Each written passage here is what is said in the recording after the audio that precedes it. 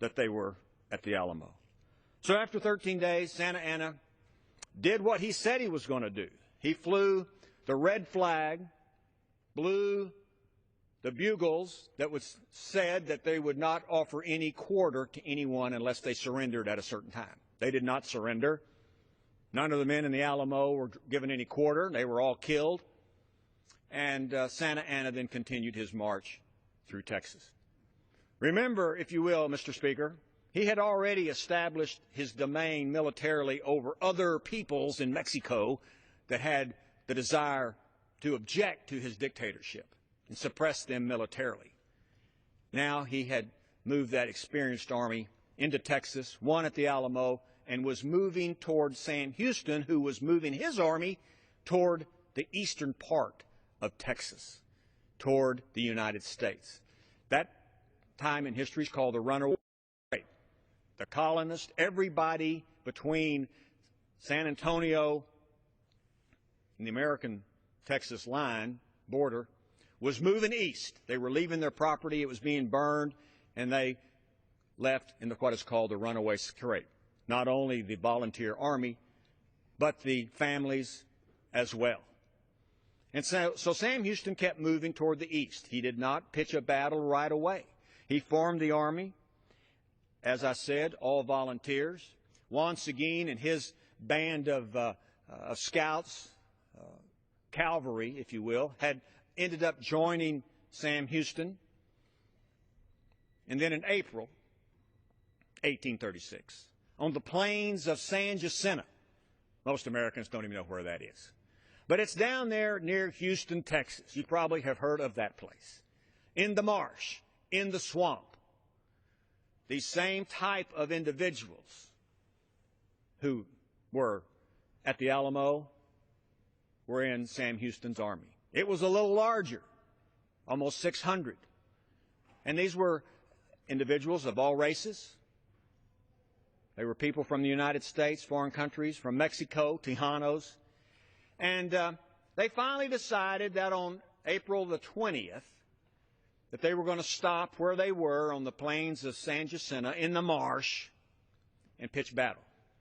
Now, the plan was to have the battle on April the 22nd. What had happened was Santa Anna had already caught up with them. He had pitched his tents. He had his 1,000 or so soldiers. He had 2 other armies still in Texas moving toward him to reinforce him. And everyone expected this battle to take place on April the 22nd. But history and war is when battles are to take place. Sam Houston talked to his commanders. They decided it was time on April 21st to do battle. Now, history has always shown battles take place at dawn. They still do. Well, these Texans, they didn't get around to it till the afternoon on April the 21st. And they decided that they would just attack the Mexican army, Santa Anna, who was not prepared for an attack. And sure enough, middle of the afternoon, this outnumbered Texas army attacked Santa Anna's army. The battle lasted 18 minutes. Something that I thought was quite unique and clever. Once again, as I've mentioned, and his Tejanos, of course, fighting for Texas independence. They were pushing for Texas independence against the dictator Santa Anna. But they weren't wearing uniforms, you know, not like the Mexican army. They wore whatever they had. They looked pretty rough, pretty tough. And so Sam Houston, to make sure that the Tejanos weren't mistaken for Santa Anna's army, he had all of them put a playing card in their hatband. In those days, playing cards weren't little like we have today. They were big. So they stick a playing card in their hatband so they could be recognized. And his cavalry protected the flanks. The Texas Army marched in one long column. They didn't have enough for 2 columns. Marched down, 18 minutes, defeated Santa Anna's army, caught them by surprise, captured almost all of them. In fact, they captured more than were in Sam Houston's army. Casualties on the part of the Texans were minor. Sam Houston was wounded in the leg. And the rest, they say, was Texas history. it was a miracle. Quickly declared and set up its own government and claimed a lot of Texas. Things have changed. When Texas became a country in 1836, here's a map of what they claimed was Texas. I won't make any editorial comments about whether we think that still should be Texas or not, Mr. Speaker. But anyway, you see what is now modern-day Texas over here. But Texas claimed part of New Mexico, part of Arizona, all of Oklahoma, Colorado, up to Wyoming. And you may ask, well, how did you lose that land? Well, when Texas became part of the Union, Texas sold that to the federal government to pay off its debts for the war. So anyway, that's the way Texas used to look. It doesn't look like that anymore. We have no plans to retake this territory, Mr. Speaker. I just thought I'd mention that. But anyway, that was the Republic of Texas. And Texas was an independent country for 9 years. Some say we should have stayed an independent country. I don't know about that. Texas wanted to join the Union. Finally, after several votes, Texas got into the Union. After one Louisiana senator switched his vote, Texas joined the Union and became part of the United States. Because of that, fact that Texas was a republic, Texas can divide into 5 states. Don't see that happening. Unlike California, who's thinking about it, I don't think that's going to happen in Texas. Texas flies the Texas flag even with the American flag because Texas was a republic. I think Texans still have that independent spirit that our ancestors had. Things are different in Texas. It's a whole different country. And the reason is because our history is different.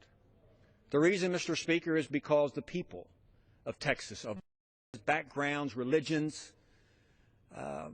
have that independent spirit about freedom. Remembering our ancestors who gave their lives, gave their property, so that we could have freedom and independence. And Texas could be an independent country, even for 9 years. That's why, historically, I think that we appreciate those people who want independence, appreciate people who want liberty. Right now, it's those folks in the Ukraine trying to keep out some dictator. I call him a dictator, President Putin of Russia. So, Mr. Speaker, we celebrate today and honor today, March the 6th, because it is one of those 3 important days. March the 2nd, Texas independence. March the 6th, 1836, the Alamo fell. We remember those people. And then April 21st, 1836 is when Texas actually got independence and started its quest for being a independent entity. In closing, I'd like to read the lyrics of a song that Marty Robbins wrote a long time ago. Mr. Speaker, you're old enough, you may have even heard of this song. But it's Marty Robbins wrote it in honor of the people at the Alamo.